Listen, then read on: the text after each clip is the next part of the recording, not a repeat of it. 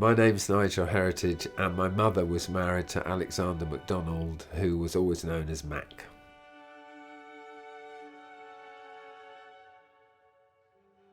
What does it mean to you to be able to go and visit his grave in Malta? It's very important. It was important because my mother chose not to go, and I understand now, I think, why she did. But it was to honour him, because his death gave me life. I would not exist if he hadn't died. And when I visited his grave, I was...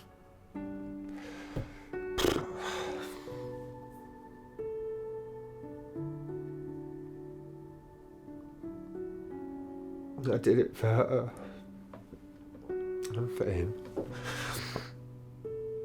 It was incredible. His father was an accountant from Aberdeen who went out to the West Indies and married Mabel Fahey of Irish descent. And when he was growing up in Trinidad, as the eldest son of two, it was decided that he would be sent to school in England, and he was sent to school in Tame. And of course, in those days, we're talking 1930s, once you got sent, you didn't go home for the school holidays. So he left Trinidad, I don't know, 12, 13, and the rest of his time was in England. Anyway, he went to work in something called the Shipbuilding Conference, and that's where he met my mother, and they fell in love. So they got engaged when they were 19, but he was very proud and he refused to ask his mother's permission. So they got married not until they were 21.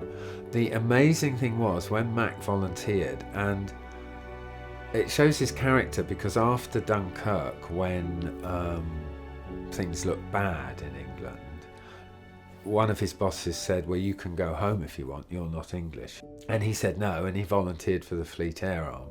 It was obviously a great wartime love story. Like so many people fell in love in war, and then they had the tragedy of his death. Yes, and then my mother met my father after the war, and she always said, I was lucky I had a second chance. And after I spent a long time by Mac's grave, I think I read every single gravestone in the cemetery. It's so peaceful, it's so beautiful. The cemetery, I don't know what I expected, but it's beautiful. It's calm. It's so well kept. Everything is fantastic.